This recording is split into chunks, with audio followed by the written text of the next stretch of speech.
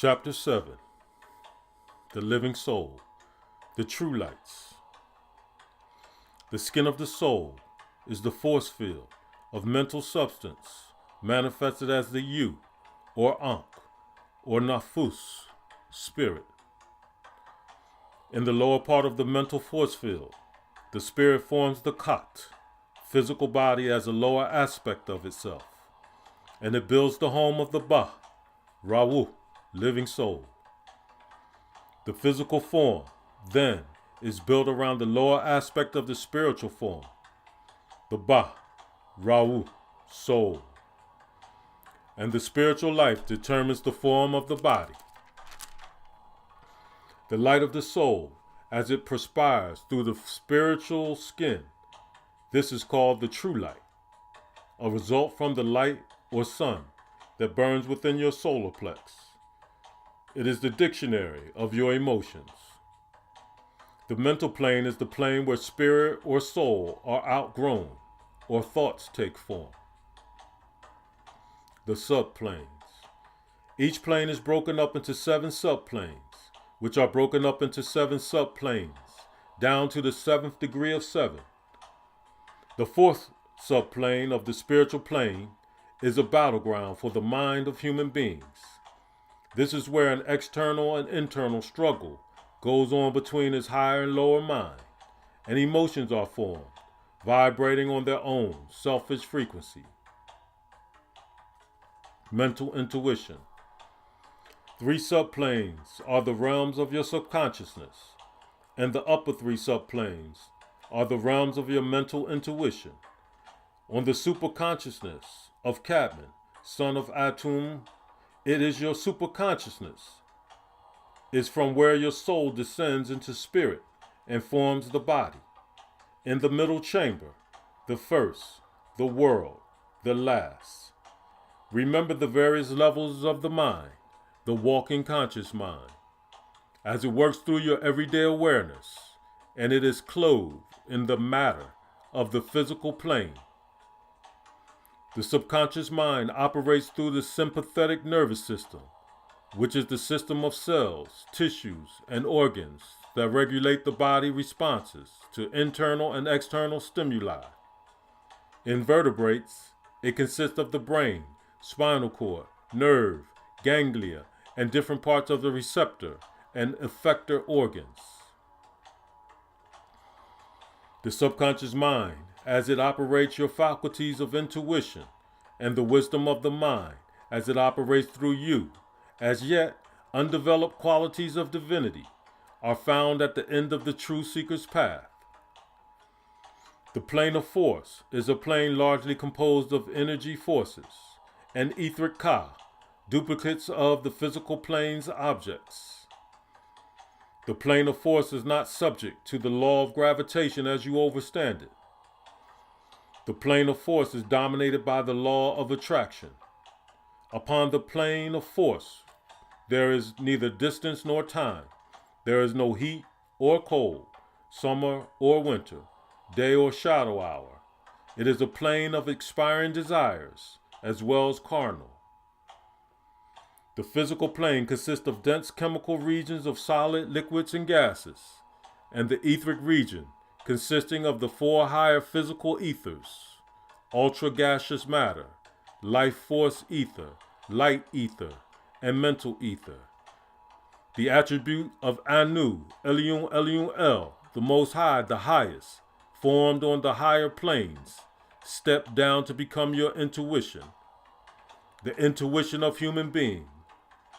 And the intuition of human beings stepped down into his conscious and became his character, his living soul. The ultra-gaseous matter ether. The ultra-gaseous matter ether is the most dense and the lowest of all the 4 ethers of the physical plane.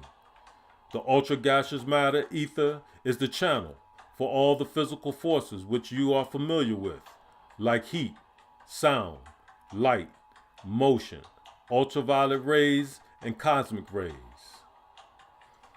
This ether subplane of the physical manifests aspects which operate in human beings under the direction of his conscious mind, within the physical form. The ultra-gaseous matter known as ether is operating under the law of attraction, and it draws the physical form from the needed elements in surrounding space, and it makes them absorb to be utilized in the physical form. The ultra-gaseous matter ether, under the law of repulsion, expels from the physical form all the materials that are no longer useful to its maintenance. This is all accomplished under the direction of the subconscious mind. The life force ether. The life force ether is the source of vitality and the life for all forms of the mental plane, and the mental plane is interwoven into the spiritual plane, which is interwoven into the plane of force, which is interwoven like helix into the physical. It is a manifestation of your reproductive organs, Cadman and Nakeba, and all your seed after you. It operates in the female part of you, Cadman, and in all her functions of reproduction. And from the moment of conception of Nakeba from you, you became man and woman, and a reflection of man, which is your real self-symbol of the Tubal Cain, simply Tubal Cain, son of Zillah, meaning in the shadow. Out of the shadows of ignorance do we build with bronze and iron.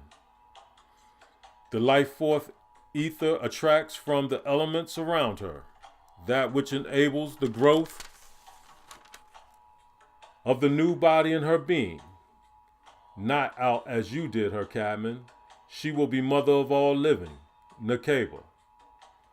The life force ether also manifests activity in producing semen in the male, Cadman, the spark of life. Be it male or female, it comes from your likeness to the Anunnaki most glorified and exalted ones, the benevolent ones. The light ether. The light ether is the tunnel from which light from the plane of force penetrates, spreads, and intermingles within the physical plane. The light blinds human beings' emotional nature, which is to the emotional center in the physical form, which is located in the solar plex.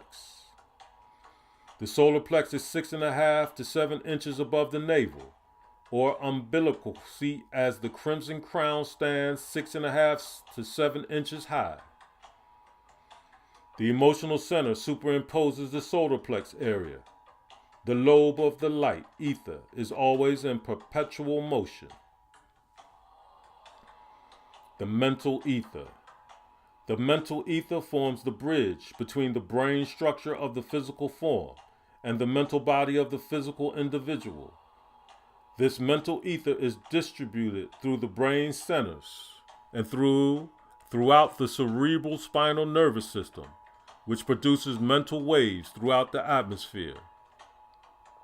It is by these mental waves that your thought processes function, and it is because of this mental ether that thoughts forms are seen, the true light, reflecting your every thought. The mental ether is the channel for the transmission of thoughts from one individual to another, a form called telepathy, telepathite, which will become increasingly responsive in these last days. In the physical form, the heart is the great center station of life activity. When the heart fails to pulsate, the body is dead. The bloodstreams carries life throughout the channel of the body, being sent there not alone, but by the pumping action of the heart, and also by the law of magnetic attraction. The physical form. The physical form gives off energy from itself, as well as attracts energy into itself, from the marrow of the bone, which flow the ultra-gaseous matter, ether. It registers as a pale slivery mist throughout the physical form, with its concentrated points of activity around all the vital organs. Its principal seat of activity is at the highest point of the right auricle of the heart. The physical body, when one dies, recycles from the ground in which it is planted and becomes life again. It penetrates into the atmosphere as films or dust particles, and they are breathed into the nostrils of human beings, where they are recycled by triggering nerves in the sinus cavity beneath the pyramid nose that works like a kidney to sift out the unneeded particles, and that related the chemical composure of that which is needed into the mother's bloodstream. The human flesh is reanimated. This is the process by which a child is given form or flesh in the mother's womb. The etheric double. Then there is the etheric double. During the process of birth, the atoms of the new forming physical form stick fast to the atoms of the etheric form, the physical form, without the vital etheric forms interpenetrating it. It is only an empty shell that possesses no vital life. The etheric form, after rising out of the physical form at death, is also only an empty shell, and it disintegrates. It requires the two of them to express life. The etheric body is an interlacing network of etheric wires that are knitted concentratedly at all the seats along the spine. The principal point of contact is the navel or umbilical seat of light. From there, it extends into the spleen by the nerve ganglia. From the umbilical seat of all human beings, desire arises.